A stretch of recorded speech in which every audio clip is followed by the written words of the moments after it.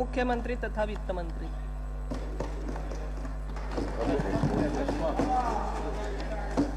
सन्माननीय अध्यक्ष महोदय, कविश्रेष्ठ कुसुमाग्रजांचा आज जन्मदिवस, मराठी भाषा गौरव दिन।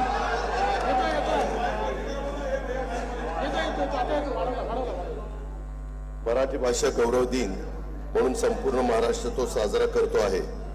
कोलंबसाचे गर्वगीत, वेळात दौडले वीर मराठे सात, क्रांतीचा जय जयकार, स्वातंत्र्य देवतेची विनवणी यासारख्या अजरामर कवितातून मराठी मनाचे स्फुलिंग चेतवणाऱ्या कुसुमाग्रजांनी कोटी कोटी असतील शरीरे, मनोगट अमुचे एक असे, कोटी कोटी देहांत आज एक मनीषा जागत असे, एक प्रतिज्ञा विजय मिळतो राहील रण हे धगधगते।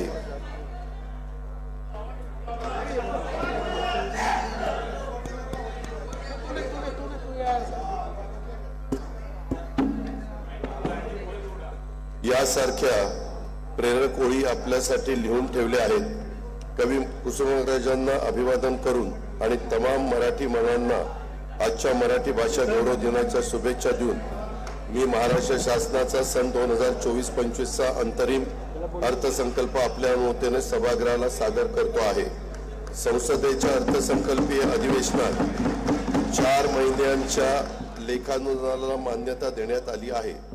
राज्य शासनाचा स्थायी खर्च आणि प्रगती पथावरील योजनांच्या अंमलबजावणी करता सन 2024-25 या आर्थिक वर्षातील पहिल्या 4 महिन्यांच्या खर्चासाठी तरतूद करणे आवश्यक आहे। त्यासाठी मी राज्याचा अंतरिम अर्थसंकल्पाद्वारे लेखानुदानाचा प्रस्ताव सन्माननीय सभागृहासमोर सादर करीत आहे। कार्यक्रम आणि अनिवार्य खर्चाच्या नवीन बाबींचा समावेश करून लोकसभा निवडणुकीनंतर पुढील अधिवेशनात अतिरिक्त अर्थसंकल्प सादर करण्यात येईल। महाराष्ट्राचे आराध्य दैवत असलेल्या छत्रपती शिवाजी महाराजांनी 18 पगड जातींना सोबत घेऊन समन्यायी हिंदवी स्वराज्याचा पाया रचला। त्यांची 394वी जयंती आपण सर्वांनी नुकतीच उत्साहात साजरी केली। त्यानिमित्त राज्याच्या प्रेरणादायी इतिहासाची साक्ष सांगणारा भव्य हिंदवी स्वराज्य महोत्सव 2024 पुणे जिल्ह्यातील जुन्नर मध्ये संपन्न झाला। मौजे वडच तालुका जुन्नर येथे छत्रपती शिवाजी महाराजांच्या जीवनावर आधारित शिवनेरी संग्रहालय उभारण्याचे शासनाने निश्चित केले आहे। त्यात वस्तू संग्रहालय, शिवकालीन गाव, किल्ल्यांची प्रतिकृती, फुले सभागृह इत्यादी बाबींचा समावेश असेल। छत्रपती शिवाजी महाराजांनी सुरू केलेल्या शिवशकानुसार महाराजांच्या राज्याभिषेकाचे 350वे वर्ष राज्यात सध्या साजरे करण्यात येत आहे। त्या अनुषंगाने शिवरायांच्या अलौकिक व प्रेरणादायी कार्याचा प्रसार संपूर्ण राज्यात विविध कार्यक्रमाद्वारे करण्यात येत आहे।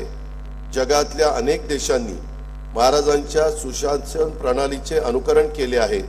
छत्रपती शिवाजी महाराजांच्या शौर्याचे साक्षीदार असलेल्या महाराष्ट्रातील 11 गड किल्ल्यांना जागतिक वारसा स्थळाचा दर्जा देण्याचा प्रस्ताव केंद्र शासनाने युनेस्कोला पाठविला आहे।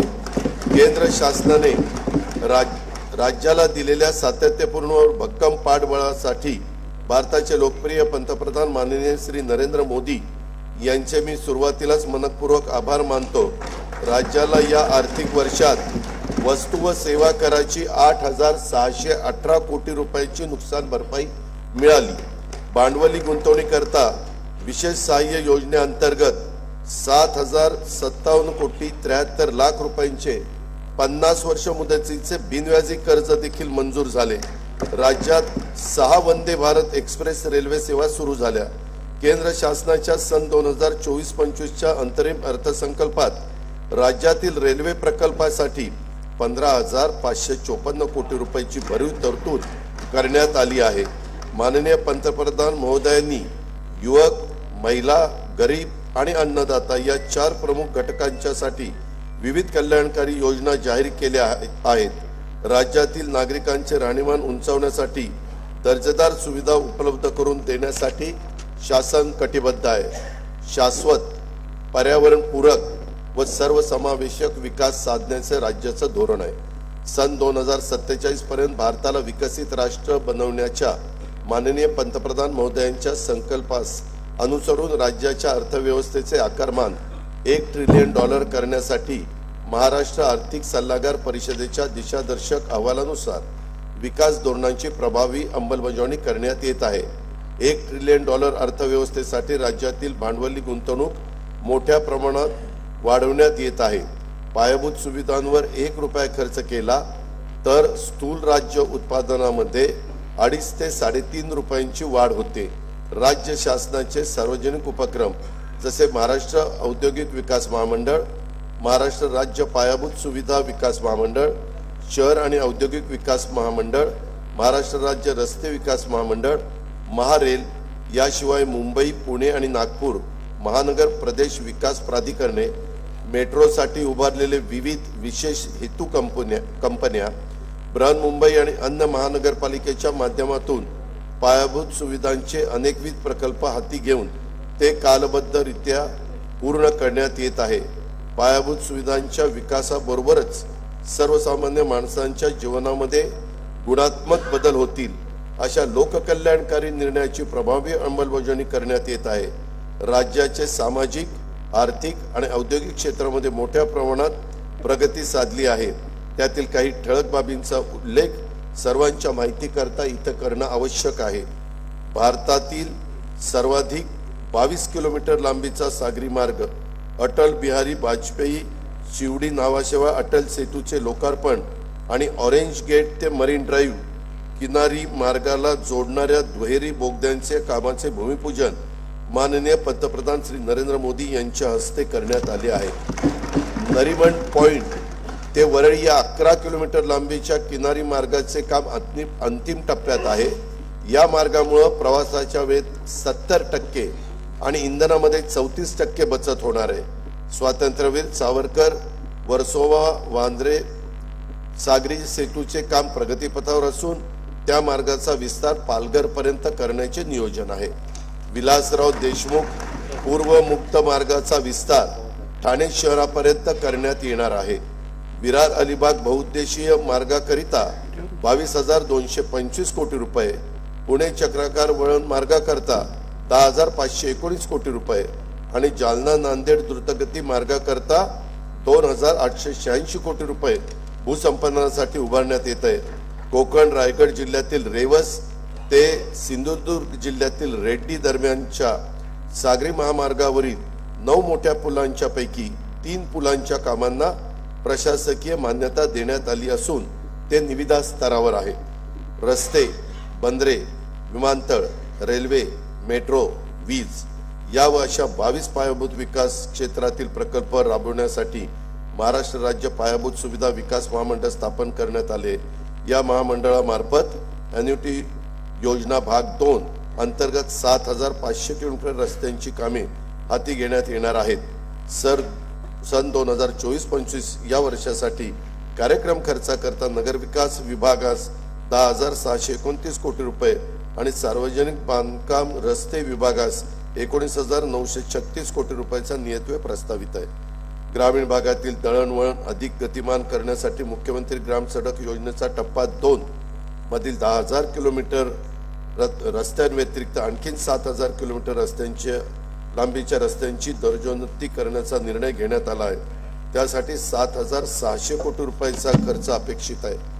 भारतातील पहिली बुलेट ट्रेन मुंबई ते अहमदाबाद या जलद गती रेल्वेचे मार्ग प्रकल्पाचे महाराष्ट्रातील भूसंपादन जवळपास पूर्ण झाले आहे। मुंबई महानगर प्रदेशात उभारावयाच्या 337 किलोमीटर लांबीपैकी 263 किलोमीटर लांबीच्या मेट्रो मार्गिका मंजूर असून 46.5 किलोमीटर लांबीच्या मार्गिका कार्यान्वित झालेल्या आहेत। सुमारे 6 लाख प्रवासी दररोज या सुविधेचा लाभ घेत आहेत। राज्य शासनाच्या आर्थिक सहभागातून सुरू असलेली अहमदनगर बीड परळी वैजनाथ, वर्धा यवतमाळ नांदेड, वर्षा देसाईगंज गडचिरोली आणि नागपूर नागवीड रेल्वे प्रकल्पाची कामे प्रगतीपथावर आहेत। कल्याण मुरबाड, पुणे नाशिक, सोलापूर तुळजापूर धाराशिव या नवीन रेल्वे मार्गाची भूसंपादनाची कारवाई सुरू आहे। पलटण पंढरपूर, कांपा चिमूर वरोरा, जालना जळगाव नांदेड बिदर या नवीन रेल्वे मार्गाकरिता प्रकल्प किमतीच्या 50% आर्थिक सहभाग देण्यास राज्य शासनाने मान्यता दिलेली आहे। जालना खामगाव, आदिलाबाद माहूर वाशिम, नांदेड हिंगोली, मूर्तिजापूर यवतमाळ शकुंतला रेल्वे आणि पुणे लोणावळा मार्गिका 3 व 4 या रेल्वे प्रकल्पांच्यासाठी राज्य सरकार 50% आर्थिक सहभाग देणार आहे। राज्याच्या अर्थव्यवस्थेला चालना देण्यासाठी JNPTचे सॅटेलाइट पोर्ट म्हणून वाढवण बंदर विकसित करण्याचे प्रस्तावित आहे। त्यात महाराष्ट्र सागरी मंडळाचा 26% समभाग आहे। या प्रकल्पाची एकूण किंमत 76,220 कोटी रुपये आहे। सागरमाला योजनेअंतर्गत मुंबईत गेटवे ऑफ इंडिया लगत रेडिओ क्लब येथे सुसज्ज जेटीचे 229 कोटी 27 लाख रुपये किमतीचे बांधकाम हाती घेण्यात आले आहे। रत्नागिरी जिल्ह्यातील भगवती बंदर येथे सुमारे 300 कोटी रुपये, रायगड जिल्ह्यातील सागरी दुर्ग जंजिरा येथे सुमारे 111 कोटी रुपये, तर मुंबई जवळ एलिफंटा येथे सुमारे 88 कोटी रुपये रकमेची बंदर विकासाची कामे हाती घेण्यात येत आहेत। रत्नागिरीतील मिरकरवाडा बंदराचे आधुनिकीकरण करण्यात येत आहे। त्याचा फायदा 2700 मच्छीमारांना होणार आहे। अहमदनगर जिल्ह्यातील शिर्डी विमानतळाच्या सुमारे 50,000 चौरस मीटर अत्याधुनिक एकात्मिक टर्मिनल इमारतीचे काम लवकरच सुरू होईल। छत्रपती संभाजीनगर येथील विमानतळाच्या विस्तारासाठी भूसंपादनासाठी 578 कोटी 45 लाख रुपयांचा निधी मंजूर करण्यात आलेला आहे। नागपूर येथील मिहान प्रकल्पासाठी भूसंपादन व पुनर्वसनासाठी 100 कोटी रुपयांचा निधी उपलब्ध करण्यात आला आहे। कोल्हापूर विमानतळाच्या विस्तारासाठी भूसंपादन सुरू असून आवश्यक निधी उपलब्ध करून दिला जाईल। अमरावती येथील बेलोरा येथील विमानतळाच्या धावपट्टीचे विस्तारीकरण पूर्ण झालेले, रात्रीची विमानसेवा सुरू करण्याची साठीची कामे सध्या सुरू आहेत। नवीन मुंबई विमानतळाचं काम वेगाने सुरू असून त्याचा पहिला टप्पा मार्च 2025 पर्यंत कार्यान्वित होईल। सन 2024-25 या वर्षाच्या साठी कार्यक्रम खर्चाकरता ग्राम विकास विभागास 9,280 कोटी रुपये, गृह परिवहन बंदरे विभागास 4,094 कोटी रुपये आणि सामान्य प्रशासन विभागास 1,432 कोटी रुपयाचा नियतव्यय प्रस्तावित आहे। राज्यातील उद्योग क्षेत्रातील विकासासाठी औद्योगिक, इलेक्ट्रॉनिक्स, अवकाश व संरक्षण उत्पादन धोरणे सुधारित करण्यात येत असून नवीन सूक्ष्म, लघु व मध्यम उपक्रम धोरण तयार करण्यात येत आहे।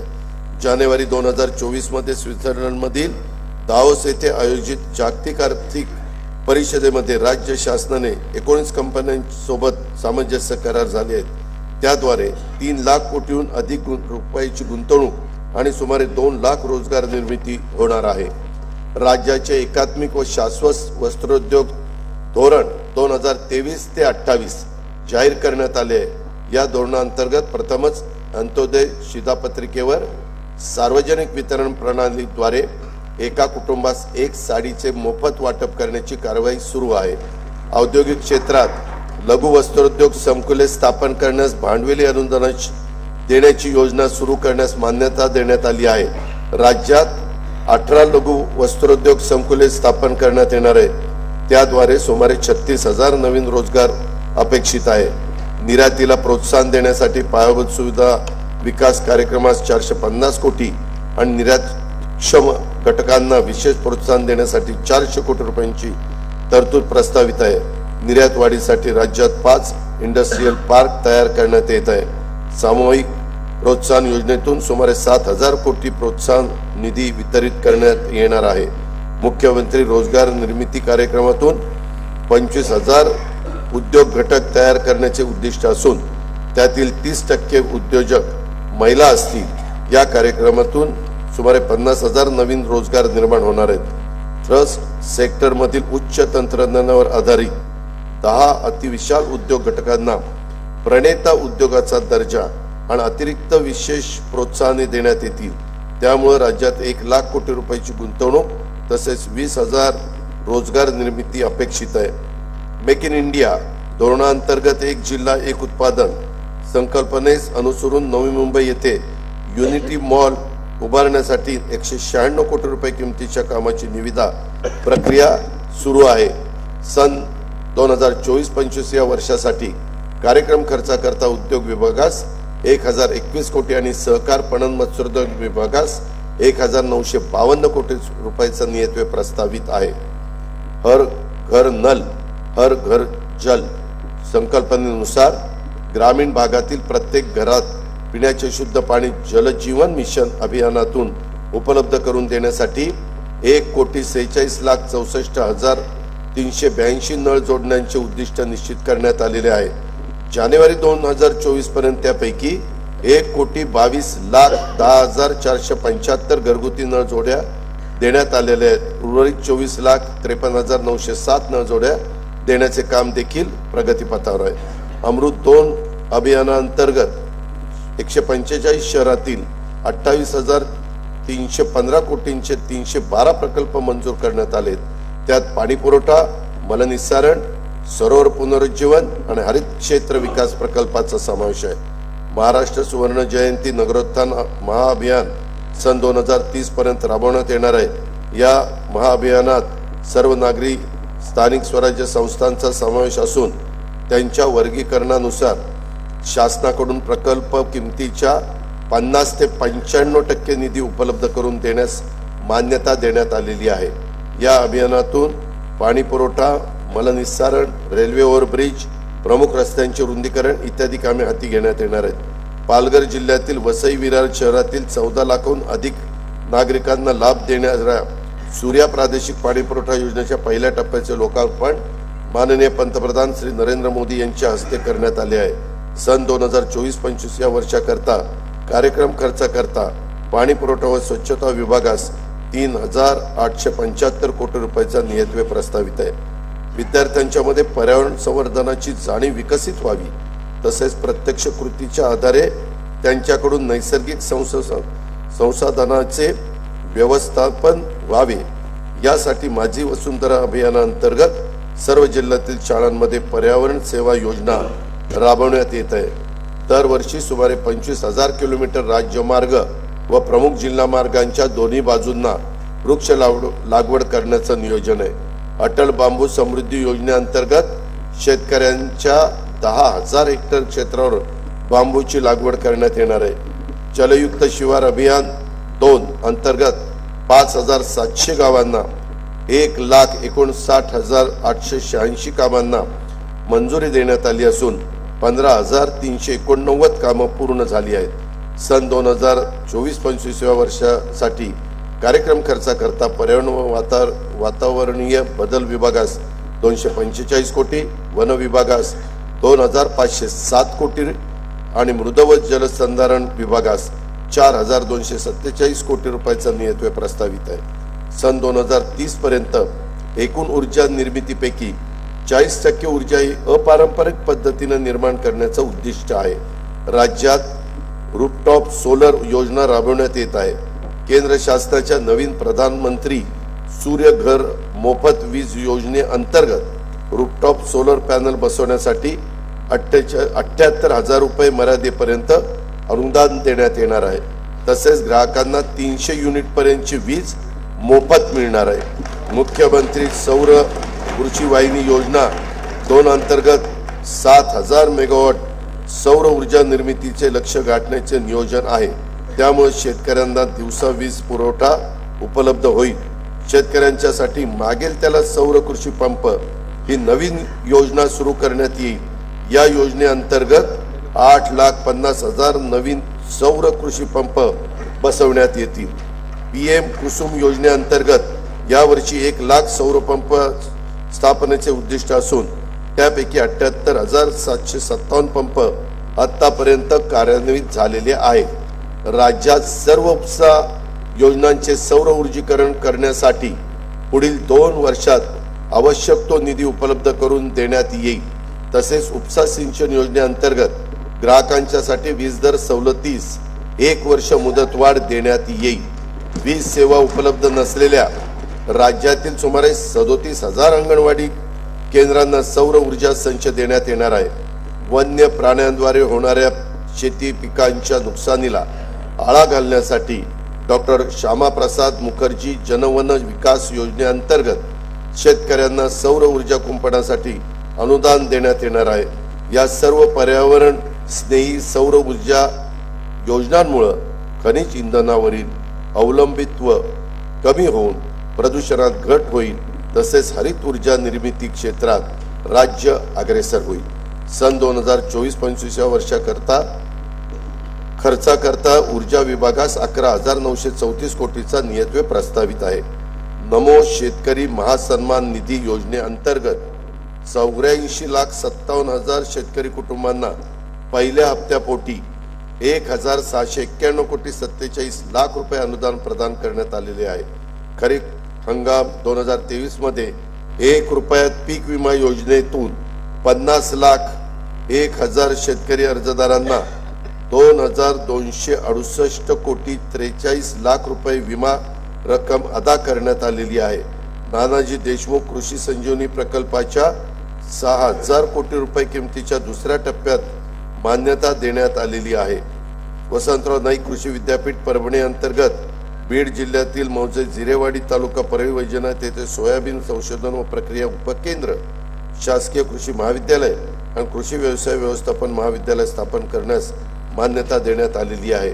राष्ट्रीय पशुधन अभियानाअंतर्गत शेळी, मेंढी, वराह, कुक्कुट व वैरण विषयक योजनांचा लाभ शेतकरी व पशुपालकांना मिळावा यासाठी 129 प्रकल्पांचा प्रस्ताव केंद्र शासनास पाठवण्यात आलेला आहे।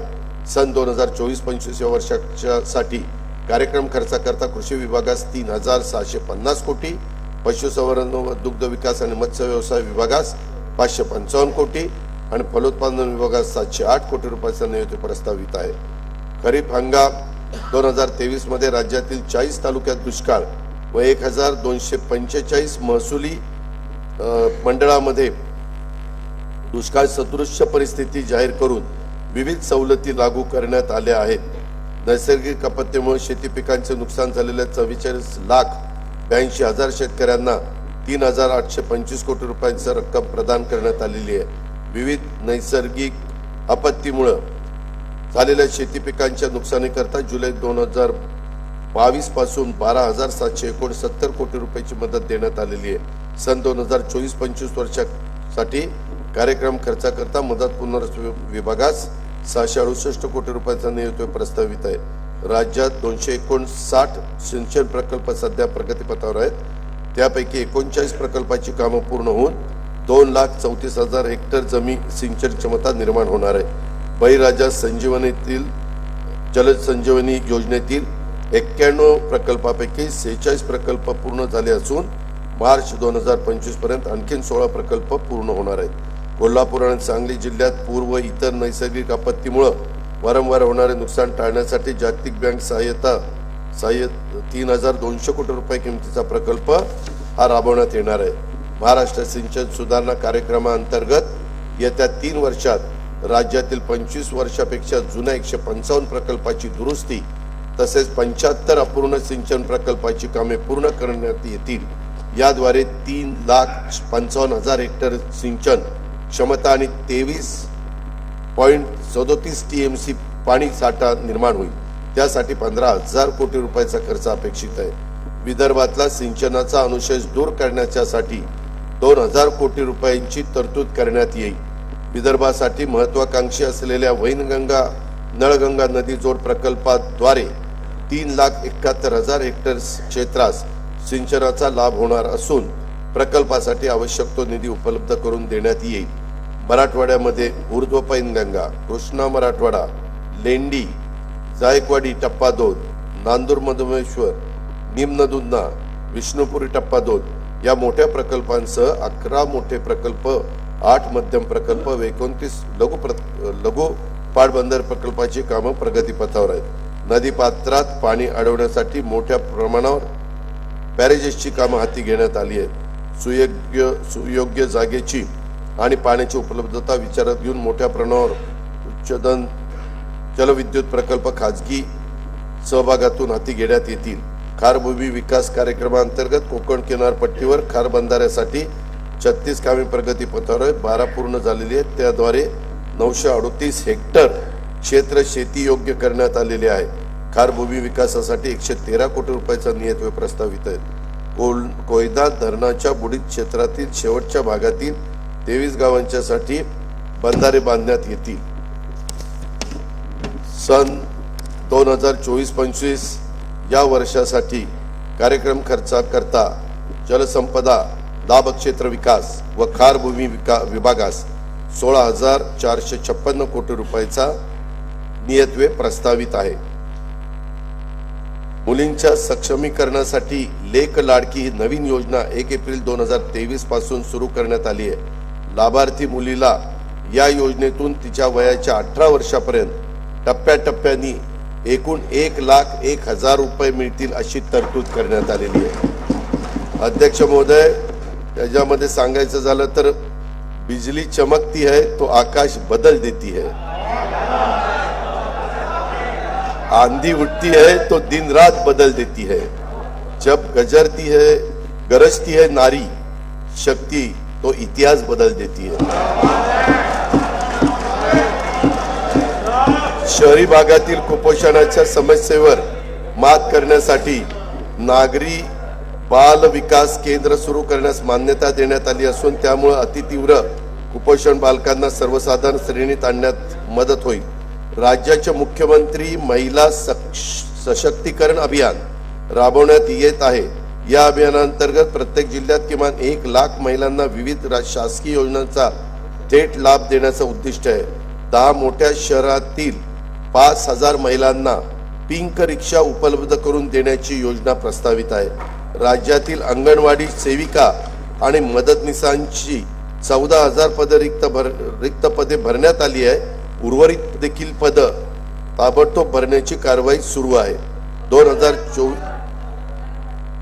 केली मी उत्तरात सांगतो केली आहे. आजच कॅबिनेटला निर्णय घेतला मुख्यमंत्री. 2024-25 या वर्षासाठी कार्यक्रम खर्चाकरता महिला व बाल विकास विभागास 3,107 कोटी रुपये नियतव्यय प्रस्तावित आहे. वाशिम, जालना, हिंगोली, अमरावती, भंडारा, गडचिरोली, वर्धा, बुलढाणा, पालघर, नाशिक तसेच ठाणे जिल्ह्यातील अंबरनाथ येथे 100 विद्यार्थी प्रवेश क्षमतेचे नवीन शासकीय वैद्यकीय महाविद्यालय आणि 430 खाटांचे संलग्न रुग्णालय स्थापन करण्यास मान्यता देण्यात आलेली आहे. जळगाव, लातूर, बारामती, नंदुरबार, गोंदिया, कोल्हापूर, मिरज, जिल्हा सांगली येथील शासकीय वैद्यकीय महाविद्यालयांना संलग्न प्रत्येकी 100 विद्यार्थी प्रवेश क्षमतेची शासकीय परिचर्या महाविद्यालय सुरू करण्यास मान्यता देण्यात आलेली आहे. नागपूरच्या धर्तीवर औंध, पुणे येथील अखिल भारतीय आयुर्विज्ञान संस्था एम्स स्थापन करण्याचे देखील नियोजन आहे. राज्यातील सर्व कुटुंबांना महात्मा ज्योतिराव फुले जन आरोग्य योजना लागू करण्यात आली असून वार्षिक आरोग्य संरक्षणाची रक्कम प्रतिकुटुंब 1,50,000 वरून 5 लाख रुपये करण्यात आलेली आहे. अंगीकृत रुग्णालयांची संख्या 1,000 वरून 1,900 करण्यात आलेली आहे. लोकनेते गोपीनाथ मुंडे ऊस तोड कामगार महामंडळामार्फत ऊसतोड कामगारांच्यासाठी अपघात विमा योजना लागू करण्यात येत आहे. राज्यातील सर्व जिल्ह्यांमध्ये 15 खाटांचे अद्ययावत डे केअर केमोथेरपी सेंटर स्थापन करण्याचे प्रस्तावित आहे. शासकीय डायलिसिस केंद्र नसलेल्या 234 तालुक्यात ग्रामीण रुग्णालयात डायलिसिस केंद्र कार्यान्वित करण्यात येत आहेत. प्रत्येक तालुक्यामध्ये एक शववाहिका उपलब्ध करून देण्यात येणार आहे. सन 2024-25 या वर्षाच्या साठी कार्यक्रम खर्चाकरता वैद्यकीय शिक्षण व औषधी द्रव्य विभागास 2,574 कोटी रुपये आणि सार्वजनिक आरोग्य व कुटुंब कल्याण विभागास 3,827 कोटी रुपयाचा नियतव्यय प्रस्तावित आहे. अनुसूचित जाती उपाय योजनेअंतर्गत संजय गांधी निराधार अनुदान योजना आणि श्रावणबाळ सेवा राज्य निवृत्ती वेतन योजनेतील लाभार्थ्यांना अर्थसहाय्यात 1,000 वरून 1,500 रुपयाची वाढ करण्यात आली आहे. संत रोहिदास चर्मोद्योग व चर्मकार विकास महामंडळ, महात्मा फुले मागासवर्ग विकास महामंडळ, साहित्यरत्न लोकशाहीर अण्णाभाऊ साठे विकास महामंडळ यांच्या भागभांडवलाच्या अनुदानात वाढ करण्यात आलेली आहे. दारिद्र्य रेषेखाली भूमिहीन शेतमजुरांना उत्पन्नाच्या कायमस्वरूपी साधन उपलब्ध व्हावे यासाठी त्यांना कर्मवीर दादासाहेब गायकवाड सबलीकरण व स्वाभिमान योजनेतून शेत जमिनीचे वाटप करण्यात येते। स्थलांतरित ऊसतोड कामगारांच्या मुलामुलींच्यासाठी संत भगवान बाबा शासकीय वसतिगृह योजना, तृतीयपंथी घटकातील लाभार्थींसाठी बीज भांडवल योजना, मातंग समाजासाठी रमाई आवास योजना इत्यादी योजनांच्या माध्यमातून पुरेसा निधी उपलब्ध करून देण्यात येत आहे। संत रोहिदास चर्मोद्योग व चर्मकार विकास महामंडळामार्फत देवनार येथे लेदर पार्क, कोल्हापूर येथे चर्मोद्योग प्रशिक्षण केंद्र तसेच प्रत्येक महसुली विभागात उत्कृष्टता केंद्राची स्थापना करण्यात येणार आहे। गोवंडी येथे मुंबई महानगरपालिकेमार्फत चर्मोद्योग प्रशिक्षण केंद्राची उभारणी करण्यात येणार आहे। डॉक्टर बाबासाहेब आंबेडकर संशोधन व प्रशिक्षण संस्था बार्टी या संस्थेच्या धर्तीवर मातंग समाजासाठी अण्णाभाऊ साठे संशोधन प्रशिक्षण संस्था आरटी स्थापन करण्यात येणार आहे। 2024-25 या वर्षासाठी कार्यक्रम खर्चाकरता सामाजिक न्याय व विशेष सहाय्य विभागास 18,816 कोटी रुपयाचा नियतव्यय प्रस्तावित आहे।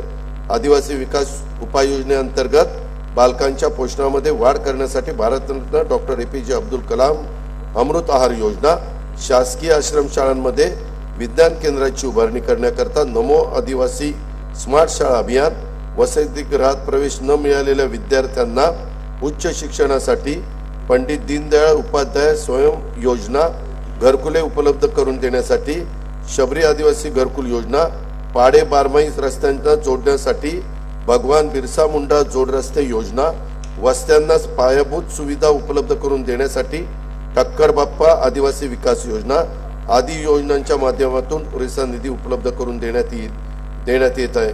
सन 2024-25 या वर्षासाठी कार्यक्रम खर्चाकरता आदिवासी विकास विभागास 15,360 कोटी रुपयाचा नियतव्यय प्रस्तावित आहे। आदिवासी संशोधन व प्रशिक्षण संस्था TRTI, डॉक्टर बाबासाहेब आंबेडकर संशोधन व प्रशिक्षण संस्था बार्टी, छत्रपती शाहू महाराज संशोधन व प्रशिक्षण संस्था सारथी, महात्मा ज्योतिराव फुले संशोधन व प्रशिक्षण संस्था महाज्योती, महाराष्ट्र संशोधन व प्रशिक्षण प्रबोधिनी अमृत या व इतर तत्सम संस्थांमार्फत कार्यान्वित असणाऱ्या योजनांतर्गत शिष्यवृत्ती, अधिछात्रवृत्ती, प्रशिक्षण, कौशल्य विकास व अन्य कार्यक्रमामध्ये एक समानता आणण्याकरता सर्वकष धोरण निश्चित करण्यात आलेले आहे। इतर मागासवर्ग, विमुक्त जाती, भटक्या जमाती व विशेष मागास प्रवर्गातील विद्यार्थ्यांच्या करता आश्रमशाळा, विद्यानिकेतन, वसतिगृह योजना इत्यादी करता पुरेसा निधी उपलब्ध करून देण्यात येत आहे। वसंतराव नाईक विमुक्त जाती भटक्या जमाती विकास महामंडळ, महाराष्ट्र राज्य इतर मागासवर्गीय वित्त विकास महामंडळ, शामराव पेजे कोकण इतर मागासवर्ग आर्थिक विकास महामंडळ, जगज्योती महात्मा बसवेश्वर आर्थिक विकास महामंडळ, संत काशीबा गुरव युवा आर्थिक विकास महामंडळ, राजे उमाजी नाईक आर्थिक विकास महामंडळ, संत शिरोमणी गोरोबा काका महाराष्ट्र मातीकला मंडळ, संत सेनाजी महाराज केशशिल्पी महामंडळ आणि पैलवान मारुती चव्हाण वडार आर्थिक विकास महामंडळ इत्यादी मार्फत विकास योजना राबवण्यासाठी देखील निधी उपलब्ध करून देण्यात येत आहे। पुण्यश्लोक अहिल्यादेवी होळकर घरकुल योजनेसाठी तसेच क्रांतिज्योती सावित्रीबाई फुले घरकुल योजनेसाठी पुरेसा निधी उपलब्ध करून देण्यात येईल। धनगर समाजाच्या सर्वांगीण उन्नतीसाठी आदिवासी उपाययोजनेच्या धर्तीवर 22 योजना राबवण्यात येत असून त्यासाठी पुरेसा निधी उपलब्ध करून देण्यात येणार आहे। 12 बलुतेदार समाजाच्या सर्वांगीण विकासासाठी संत गाडगे बाबा 12 बलुतेदार आर्थिक मागास विकास महामंडळ स्थापन करण्यात येणार आहे। अल्पसंख्याक विद्यार्थ्यांना शिक्षणाच्या मुख्य प्रवाहात आणण्यासाठी डॉक्टर झाकीर हुसेन मदरसा आधुनिकीकरण योजनात अनुदानात 2 लाखावरून 10 लाख रुपयाच्या पर्यंत वाढ करण्याचा निर्णय घेण्यात आलेला आहे। मौलाना आझाद आर्थिक विकास महामंडळामार्फत राबवण्यात येणाऱ्या मुदत कर्ज डॉक्टर APJ अब्दुल कलाम शैक्षणिक कर्ज आणि सूक्ष्म पतपुरवठा योजना राबवण्यासाठी राज्य शासनाने दिली जाणारी हमी 30 कोटी वरून 500 कोटी रुपये करण्यास मान्यता देण्यात आलेली आहे। सन 2024-25 वर्षासाठी कार्यक्रम खर्चाकरता इतर मागासवर्ग बहुजन कल्याण विकास आणि अल्पसंख्याक विकास विभाग 5,180 कोटी रुपयाचा नियतव्यय प्रस्तावित आहे। पंडित दीनदयाळ उपाध्याय घरकुल जागा खरेदी अर्थसहाय्य योजनेअंतर्गत भूमिहीन लाभार्थ्यांना जागा खरेदी करण्याच्या करता 50,000 रुपयावरून 1 लाख रुपये आता देण्यात येणार आहे। सर्वांसाठी घरे 2024 धोरणाअंतर्गत दिव्यांग व्यक्तींच्यासाठी नवीन घरकुल योजना राबवण्याचे प्रस्तावित आहे। पहिल्या टप्प्यात 34,400 लाभार्थ्यांना घरकुल योजनेचा लाभ देण्यास प्रस्तावित आहे। प्रधानमंत्री आवास योजनेतील सोलापूर जिल्ह्यातील रेनगर कुंभारी प्रकल्पाच्या 30,000 घरकुलांपैकी पहिल्या टप्प्यातील 15,024 सदनिकांचे वितरण माननीय पंतप्रधान श्री नरेंद्र मोदी यांच्या हस्ते करण्यात आले आहे। सफाई, पीडी, बांधकाम, वस्त्रोद्योग आदी क्षेत्रातील असंघटित कामगार या प्रकल्पाचे लाभार्थी आहेत। ऑटो रिक्षा, टॅक्सी, प्रवासी तथा व्यावसायिक वाहन चालक, क्लीनर, डबेवाले, विडी कामगार, हमाल, घरेलू महिला कामगार, मच्छीमार, घरोघरी वृत्तपत्र वाटणारे तसेच पशुसंवर्धन, यंत्रमाग, हातमाग, आरोग्य इत्यादी क्षेत्रातील कामगारांना विविध कल्याणकारी योजनांचा लाभ व्हावा यासाठी असंघटित कामगार कल्याण महामंडळ स्थापन करण्यात आलेले आहे। गुढीपाडवा तसेच डॉक्टर बाबासाहेब आंबेडकर जयंती निमित्त राज्यातील 1,58,95,867 कुटुंबांना आनंदाचा सिधा वाटप करण्यात आला आहे। श्रीराम प्रतिष्ठा प्राण प्रतिष्ठा सोहळा आणि छत्रपती शिवाजी महाराज जयंती निमित्त आनंदाचा सिधा वितरित करण्यात येत आहे। सन 2024-25 वर्षाकरता कार्यक्रम खर्चाकरता गृहनिर्माण विभागास 1,347 कोटी रुपये, दिव्यांग कल्याण विभागास 1,526 कोटी रुपये, कामगार विभागास 171 कोटी रुपये आणि अन्न नागरी पुरवठा व ग्राहक संरक्षण विभागास 526 कोटी रुपयाचा नियतव्यय प्रस्तावित आहे। खेळाडूंची आंतरराष्ट्रीय स्पर्धांमधील कामगिरी उंचावण्यासाठी मिशन लक्ष्य वेध योजनेअंतर्गत राज्य स्तरावर उच्च कामगिरी केंद्र, विभागीय स्तरावर क्रीडा उत्कृष्टता केंद्र आणि जिल्हा स्तरावर क्रीडा प्रतिभा विकास केंद्र अशी प्रशिक्षणाची त्रिस्तरीय यंत्रणा उभारण्यात येणार आहे।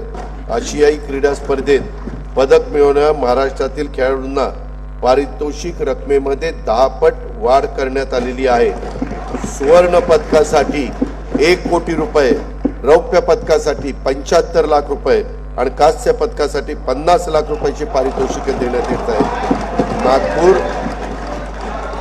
नागपूर येथील विभागीय क्रीडा संकुलात आंतरराष्ट्रीय दर्जाच्या क्रीडा व अनुषंगिक सुविधांचा समावेश करण्यात येणार आहे। त्याला राज्य क्रीडा संकुलाचा दर्जा देण्यात आला आहे।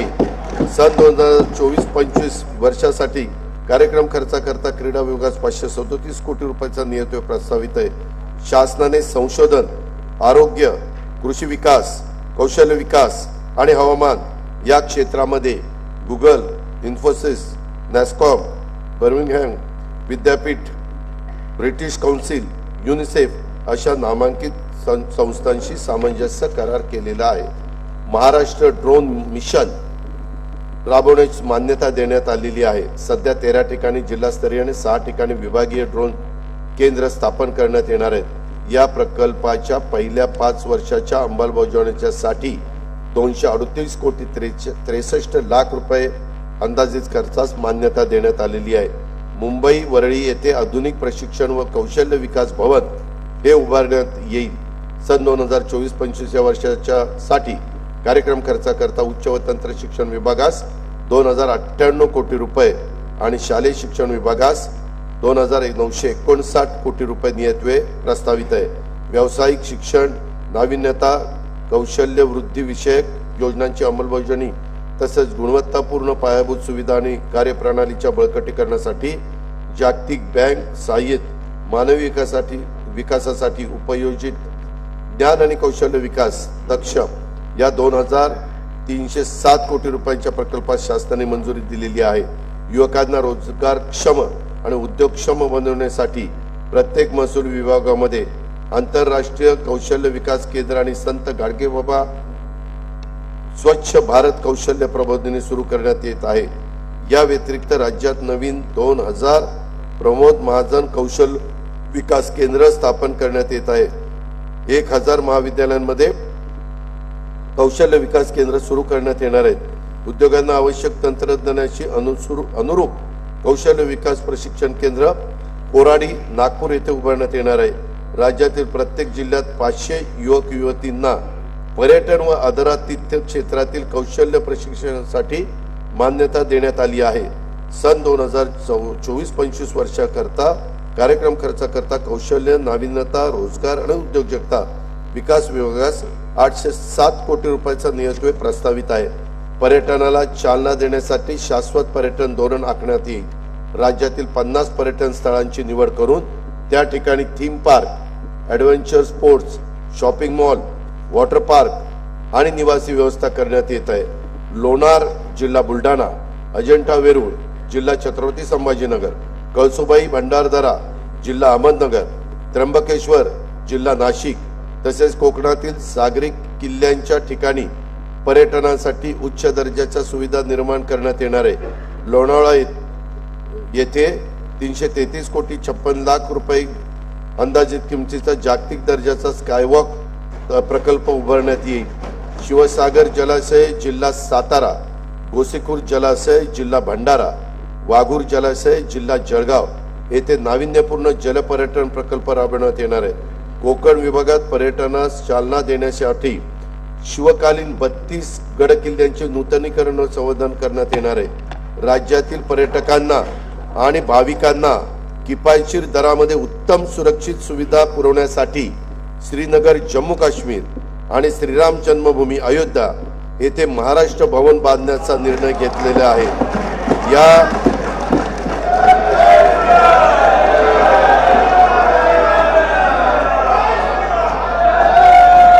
या दोन्ही ठिकाणी राज्य शासनाने अतिशय मोक्याच्या जागा उपलब्ध करून घेतलेल्या आहेत। या जागांच्यासाठी 77 कोटी रुपयाची तरतूद प्रस्तावित आहे। मंत्रालय आणि परिसरातील शासकीय इमारतींचा अत्याधुनिक सुविधांसह पुनर्विकास करण्यासाठी आंतरराष्ट्रीय वास्तू रचनाकाराकडून प्रस्ताव मागवण्यात येणार आहेत। सन 2024-25 वर्षासाठी कार्यक्रम खर्चाकरता सांस्कृतिक कार्य विभागास 1186 कोटी रुपये, पर्यटन विभागास 1973 कोटी रुपये, सार्वजनिक बांधकाम इमारती विभागास 1367 कोटी रुपये आणि महसूल विभागास 474 कोटी रुपयाचा नियतव्यय प्रस्तावित आहे। राज्यात नवीन 10 अतिरिक्त कुटुंब न्यायालय, 5 जिल्हा अतिरिक्त सत्र न्यायालय, 5 दिवाणी न्यायालय आणि 2 ग्राम न्यायालय स्थापन करण्यास मान्यता देण्यात आलेली आहे।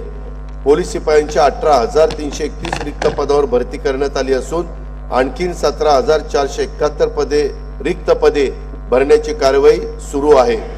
राज्य शासनामार्फत सायबर सुरक्षा प्रकल्प राबवण्यास मान्यता देण्यात आली असून त्याची अंदाजित किंमत 837 कोटी 86 लाख रुपये।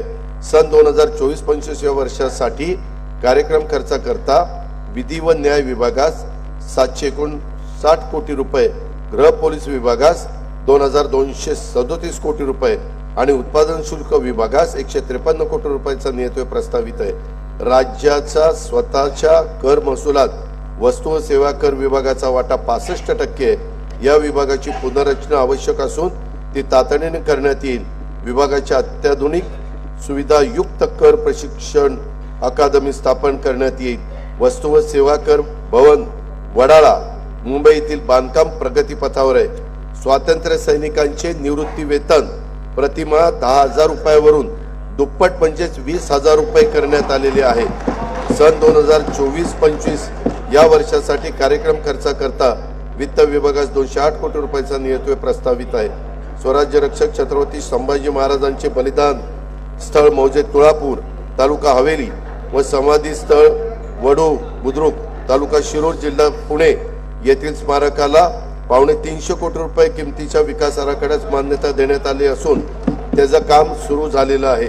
देशातील 12 ज्योतिर्लिंगापैकी एक असलेले औंढा नागनाथ जिल्हा हिंगोली, 3.5 शक्तिपीठापैकी एक असलेले श्री क्षेत्र माहूरगड जिल्हा नांदेड आणि एकविरा देवी जिल्हा पुणे या तीर्थक्षेत्र व परिसर विकासासाठी विशेष विकास प्राधिकरण स्थापन करण्याचा निर्णय घेण्यात आलेला आहे। श्री क्षेत्र सप्तशृंगी गड तालुका कळवण या स्थळाच्या साठी 81,86,00,000 रुपयाचा विकास आराखड्याला मान्यता देण्यात आलेली आहे। पुण्यश्लोक अहिल्यादेवी होळकर यांच्या जन्म त्रिशताब्दी वर्षानिमित्त विविध कार्यक्रम आयोजित करण्यासाठी 20 कोटी रुपयाचा निधी प्रस्तावित आहे। पुण्यश्लोक अहिल्यादेवी होळकरांची त्यांनी केलेली मंदिरं बारवांचे जतन व संवर्धन योजनेसाठी 53 कोटी रुपयाचा निधी प्रस्तावित करण्यात आलेला आहे। महात्मा फुले वाडा व क्रांतीज्योती सावित्रीबाई फुले स्मारकासाठी पुणे शहराच्या विकास योजनेत क्षेत्र आरक्षित करण्यात आलेले असून स्मारकाचा आराखडा तयार करण्याचं काम सुरू आहे। त्याकरता देखील लागेल तो निधी देण्याचे सरकारने मान्य केलेले आहे। धाराशिव जिल्ह्यात संत गोरोबा काका महाराज यांच्या स्मारकासाठी शासकीय जमीन व निधी उपलब्ध करून देण्यात येणार आहे। मौजे सदुंबरे तालुका मावळ जिल्हा पुणे येथे श्री संत जगनाडे महाराज यांच्या समाधी स्थळाच्या विकासासाठी 66 कोटी 11 लाख रुपयाच्या कामांना मान्यता देण्यात आलेली आहे। साने गुरुजींची कर्मभूमी असलेल्या अंमळनेर जिल्हा जळगाव येथे त्यांच्या कार्याला साजेचे स्मारक उभारण्यात येईल आणि त्याला देखील निधी देण्यात येणार आहे। राजगुरू नगर येथील हुतात्मा श्री शिवराम हरी राजगुरू जन्मस्थळ परिसर विकासासाठी पहिल्या टप्प्यात 102 कोटी 48 लाख रुपयांच्या आराखड्यास मान्यता दिलेली आहे। छत्रपती शिवाजी महाराजांचे विश्वासू सहकारी वीर जीवा महाला याच्या स्मारकासाठी प्रतापगडच्या पायथ्याशी जागा उपलब्ध करून त्यांचाही तिथं स्मारक करण्यात येणार आहे। होता जीवा म्हणून वाचला शिवा, माहिती का?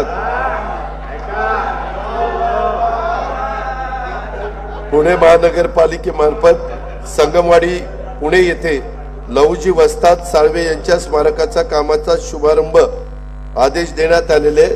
2 तारखेला माझ्या माहितीप्रमाणे त्याचं भूमिपूजन मुख्यमंत्री महोदय करणार आहेत। राजगडच्या पायथ्याशी असलेल्या मौजे पाल खुर्द तालुका वेले येथील राजमाता सईबाई स्मृती स्थळ विकास आराखड्यातील 29 कोटी 73 लाख रुपये रकमेच्या कामांना मंजुरी देण्यात आलेली आहे। इंदापूर शहरातील मालोजी राजे भोसले यांची गडी व हजरत चांद शाह वली बाबा दर्गा परिसर विकासासाठी 37 कोटी 28 लाख रुपये रकमेच्या कामांना मान्यता देण्यात आलेली आहे। सन 2024-25 वर्षासाठी कार्यक्रम खर्चाकरता नियोजन विभागास 9,193 कोटी रुपये आणि रोजगार हमी योजनेस 2,205 कोटी रुपयाचा नियतव्यय प्रस्तावित आहे।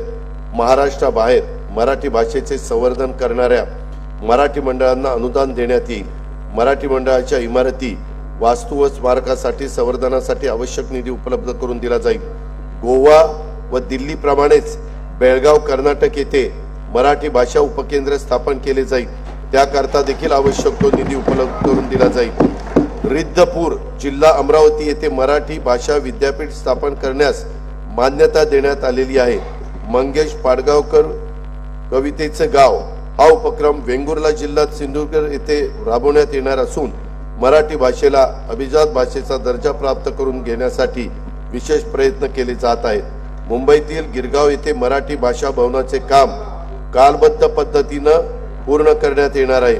सन 2024-25 या वर्षासाठी कार्यक्रम खर्चाकरता माहिती तंत्रज्ञान विभागास 920 कोटी रुपये, माहिती व जनसंपर्क विभाग विधानमंडळ सचिवालय प्रत्येकी 547 कोटी व मराठी भाषा विभागास 71 कोटी रुपयाचा नियतव्यय प्रस्तावित आहे।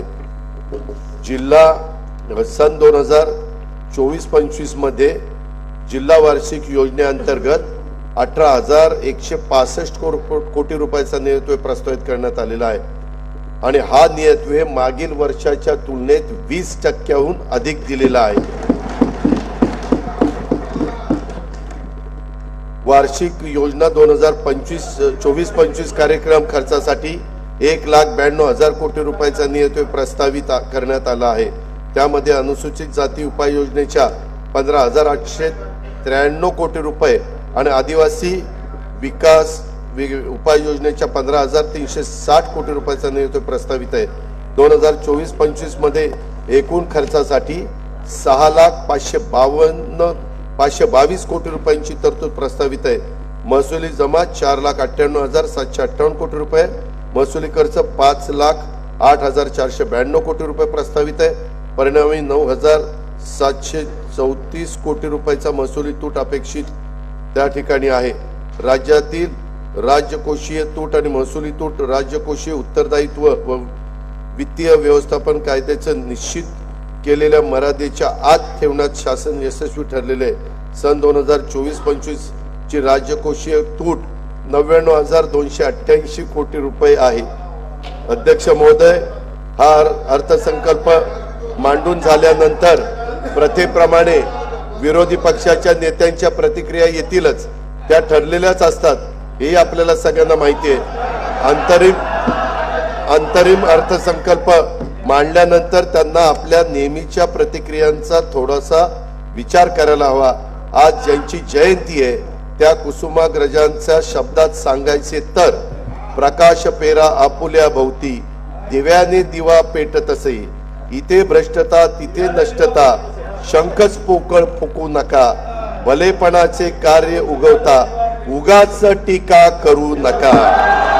राज्याच्या आर्थिक विकासासाठी आणि समाजातील सर्व घटकांच्या कल्याणासाठी शासन सर्वतोपरी प्रयत्न करेल याची खात्री मी देतो। सन 2024-25 वर्षाच्या अंतरिम अर्थसंकल्पास मंजुरी द्यावी अशी विनंती मी सदनाला करतो। जय हिंद, जय महाराष्ट्र, जय मराठी भाषा।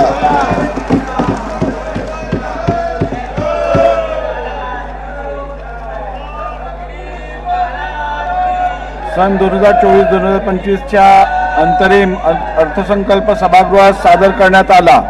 अर्थसंकल्पीय प्रकाशनाचे पेन ड्राईव्ह असलेल्या सूटकेसेस सन्मान्य सदस्यांना देण्याची व्यवस्था वित्त विभागातर्फे विधान भवनाकरिता आरक्षित असलेल्या वाहनतळाच्या